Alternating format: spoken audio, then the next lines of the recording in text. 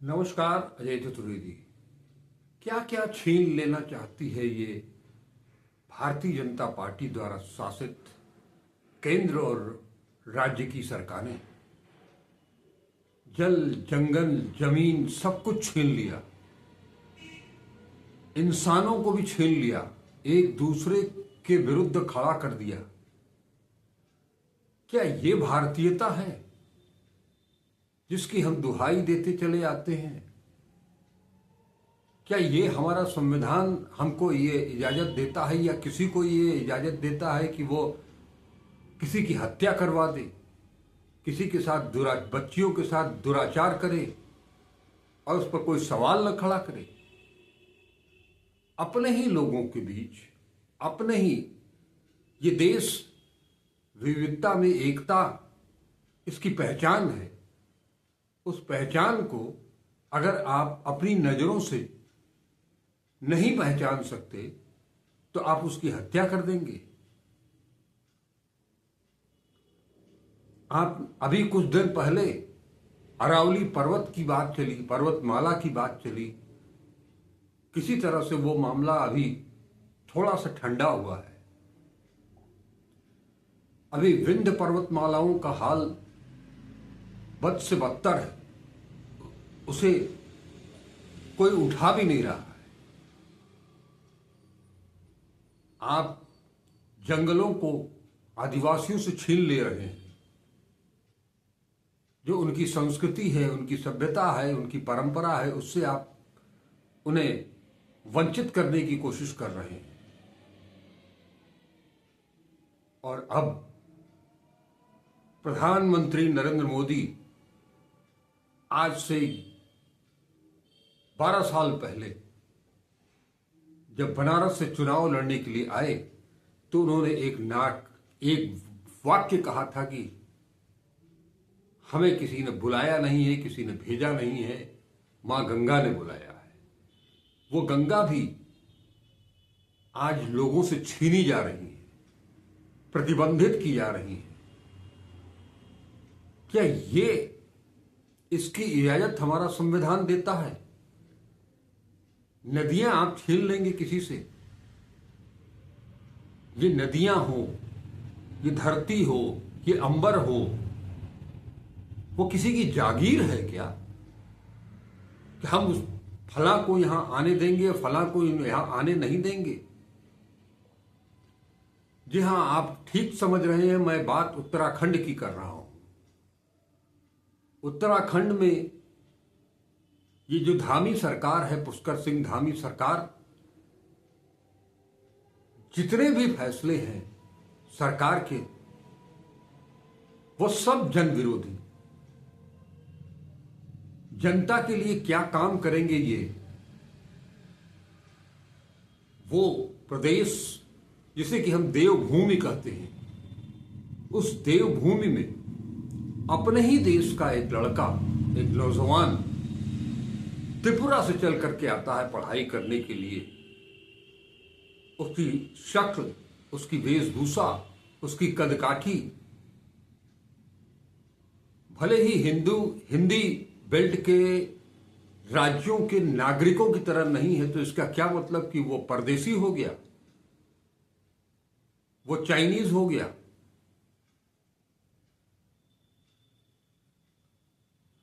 वो हम तो परदेसी की बात कर रहे हैं। परदेसी कह करके उसको चिढ़ाते हुए उसकी हत्या कर दी जाती है और वो ये कहता है कि हम भारतीय हैं, उसके बावजूद उसकी हत्या कर दी जाती है। ये हमारी संस्कृति है जिसकी दुहाई ये सरकार के लोग और उनके भक्त देते हैं।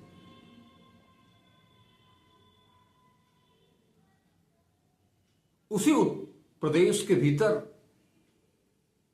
पौड़ी के एक रिजॉर्ट में रिसेप्शनिस्ट अंकिता भंडारी, उसके साथ दुष्कर्म किया जाता है, फिर उसकी हत्या कर दी जाती है।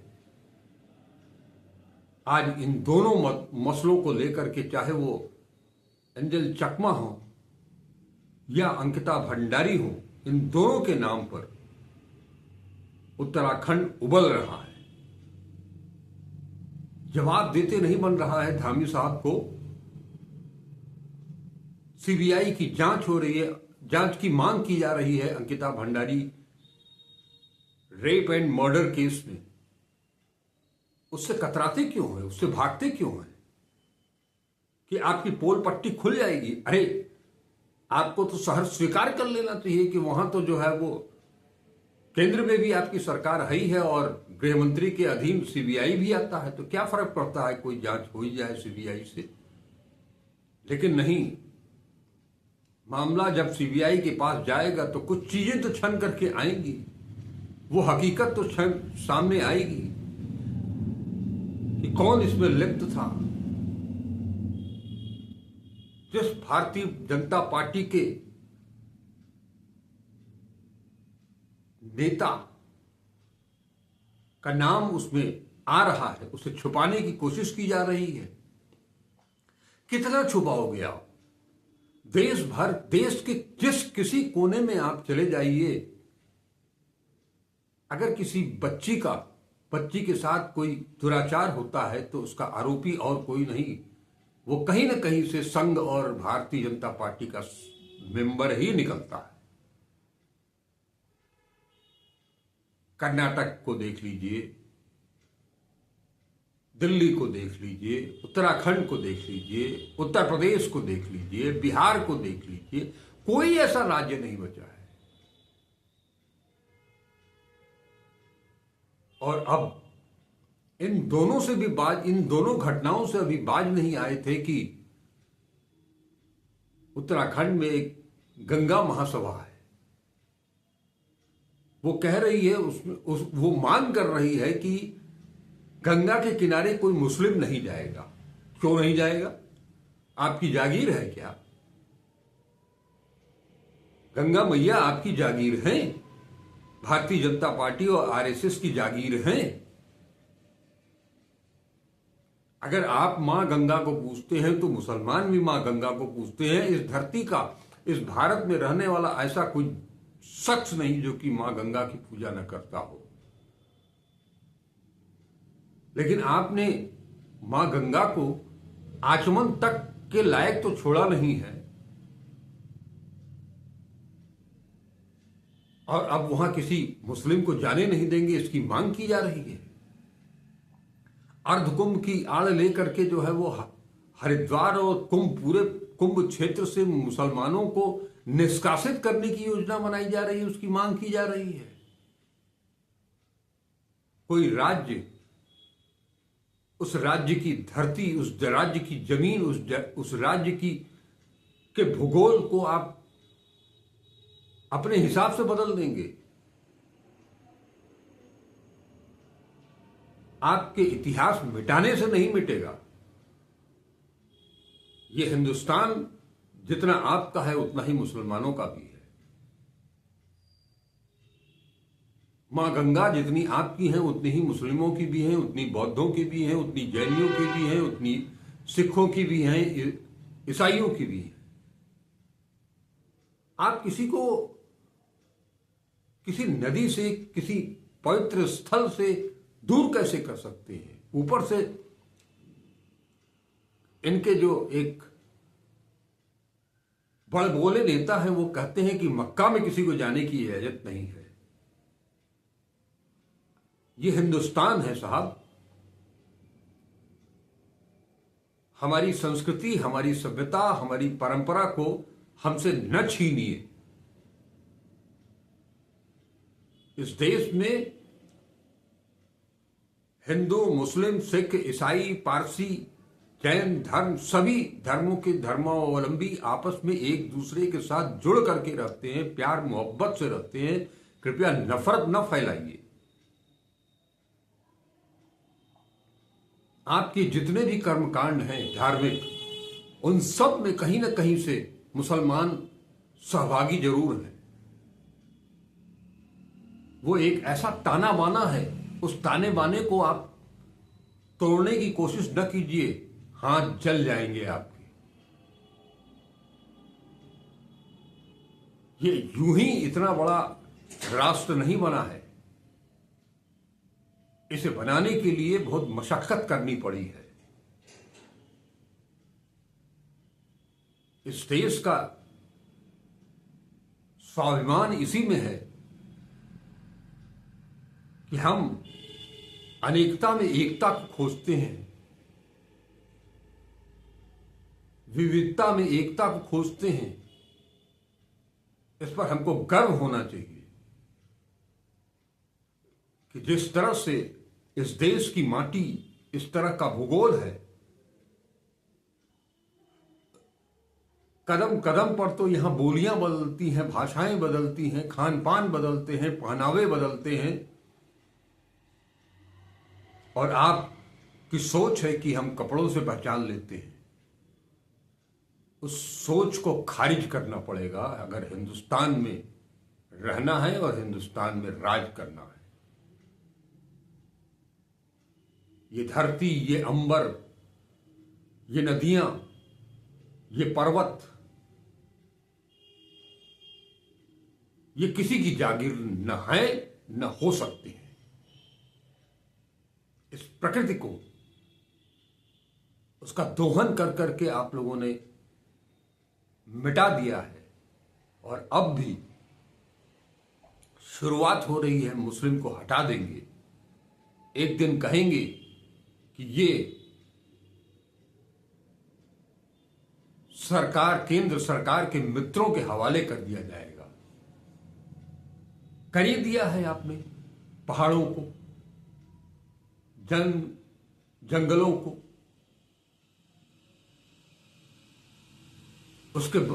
उसका परिणाम है जो तबाही दिखाई दे रही है।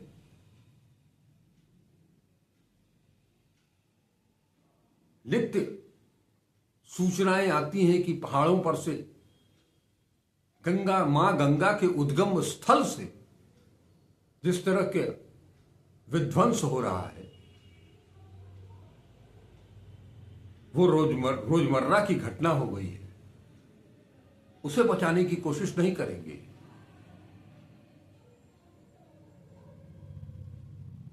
आपके चलते, आपकी योजनाओं के चलते क्लाइमेट चेंज आपकी देन है, ग्लोबल वार्मिंग आपकी देन है। इन पहाड़ों को, इन नदियों को बख्श दीजिए। उन बच्चों को आजादी से देश के हर कोने में घूमने दीजिए, पढ़ने दीजिए। वो पढ़ रहे हैं, घूम रहे हैं। उन्हें कूप मंडूक न बनाइए। उनसे उनका शिक्षा का अधिकार न छीनिए। कोई बेटी अगर है तो उसे देश के किसी कोने में जाकर के काम करने का पूरा अधिकार है। कोई भी काम करे, वो उसकी सुरक्षा की गारंटी देना आपकी जिम्मेदारी है। उसकी आबरू छीनना आपकी जिम्मेदारी नहीं है। ये आपके ऊपर, आपके शासन के ऊपर एक कलंक है। और जो नदियां, चाहे मां गंगा हो या मां जमुना हो, केवल और केवल नौटंकी, नमामि गंगे योजना प्रोजेक्ट बना करके करोड़ों करोड़ों गंगा में बहा दिया। हुआ कुछ नहीं। काशी की ही बात करें तो घाट दरक रहे हैं। अभी एक मामला एनजीटी में फिर से आया है। वर्षों से घाट किनारे निर्माण पर रोक लगी हुई है, मरम्मत तक पर रोक लगी हुई है हाईकोर्ट से। लेकिन उस न्यायालय के निर्देश का, आदेश का उल्लंघन करते हुए इसी बनारस शहर में गंगा से 100 किलोमीटर, 100 मीटर, किलोमीटर नहीं, माफ कीजिएगा, 100 मीटर। वो 100 मीटर इसलिए कि गंगा की सीढ़ियां चढ़ करके जब आप ऊपर आएंगे तो उस सीमा पर एक बेहतरीन मेहता अस्पताल हुआ करता था। उस मेहता अस्पताल को जमींदोज करके वहां पर आलीशान 5 सितारा होटल बनाया जा रहा है, उसके लिए जो निर्माण कार्य शुरू हो चुके हैं।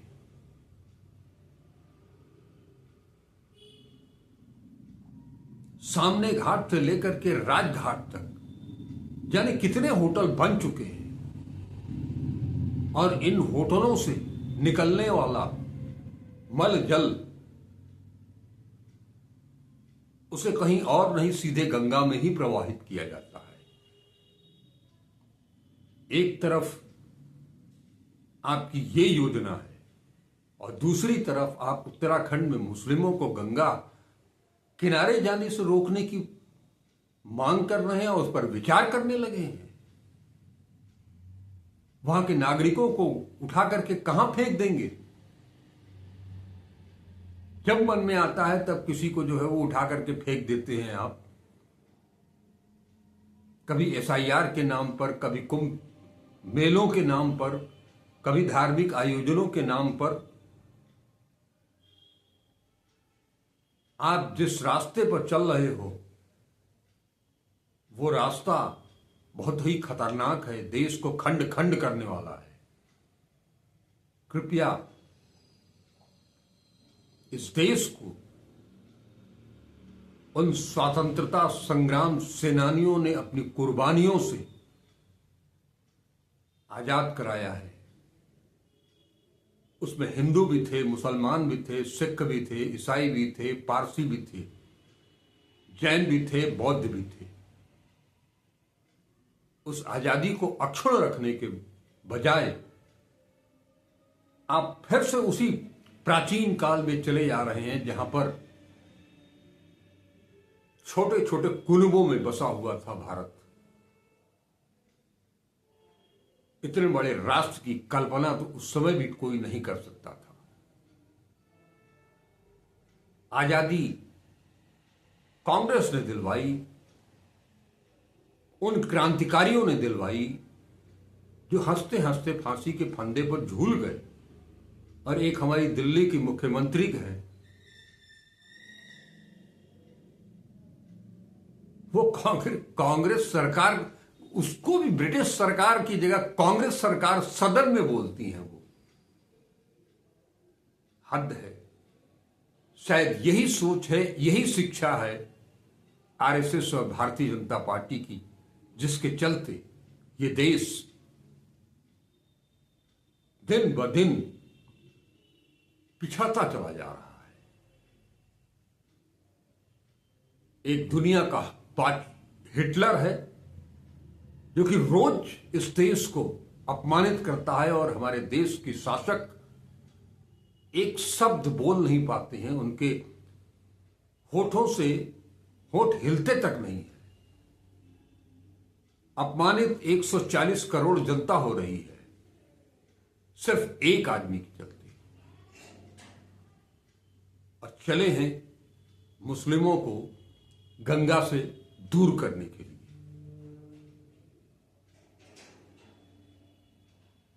इसका हक आपको दिया किसने? एक महाकुंभ पिछले साल हुआ उत्तर प्रदेश में, जहां कितने लोग मर गए।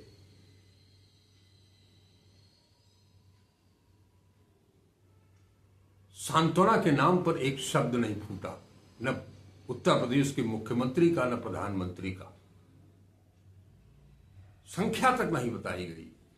अरे बड़े बड़े मेलों में, बड़े बड़े समारोहों में कुछ न कुछ दुर्घटनाएं हो जाती हैं, आप उसे स्वीकार कीजिए।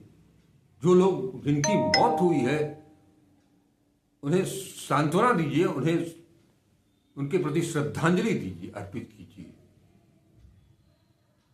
लेकिन नहीं, भीड़ जुटाएंगे मगर कोई मर जाएगा तो उसका नाम तक नहीं लेंगे। ये कैसा? तो कृपया अब से भी चेत जाएं, देश का बंटवारा न करें, इसकी कोशिश भी न करें। एक बार आप लोग सब कुछ तहस नहस कर चुके हैं, अब दोबारा नहीं।